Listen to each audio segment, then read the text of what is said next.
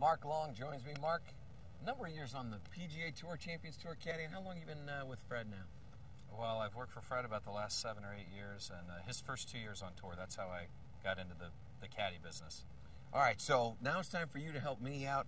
We're on this. We're on the third hole here at Redtail, and it's, I don't know. It looks like it's a drivable shot for me. It's a par 4, and what do you got here for me?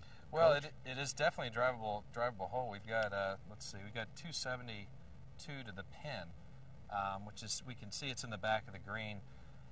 Gives us a bunch of options. We can obviously try to drive the green, but what we're going to want to do first here is we're going to figure out, okay, if I'm going to tend to come up short, long with the driver, what's my second shot going to look like? Does it make sense to try to do that, or am I going to put myself in trouble? So if you're standing here with Fred, you're kind of looking at all the things that could go wrong if you miss the shot when you try to reach the green. Right. Now this pin's, it's in the middle of the back of the green, so it's a pretty wide open pin, but the one thing you might consider is, okay, let's say I miss my shot a little bit. There's a bunch of bunkers in front of the green.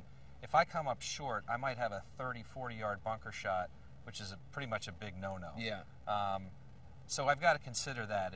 If I'm feeling good about my driver, it's 270. That's very reachable for certainly anybody on the tour. For Fred, he'll fly at 250. He can fly it to the front of the green. But again, you might take that into consideration. So go ahead. It looks to me almost like the whole shape's a cut, sort of a left to right shot. Looks like, in my eyes, what the hole would be calling for.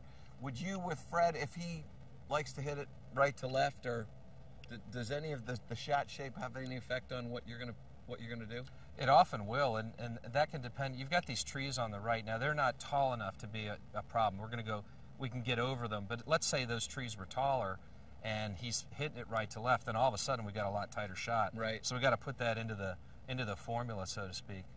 So right here, right now, what would you say? Let's maybe lay up. You want a little layup on the left-hand side there? Is that what you're thinking with Freddie here? We'll just kind of take it down the left side and get an angle to the flag. Yeah, if we were laying up, we know we've got about 200 yards to the end of the fairway, but again, I can see on my graphic here, I can see that tree's in my way, so we'd probably lay back about 180, which is going to give us about a 90-yard shot in, which is a nice yardage for Fred's 54-degree wedge. Perfect. Perfect.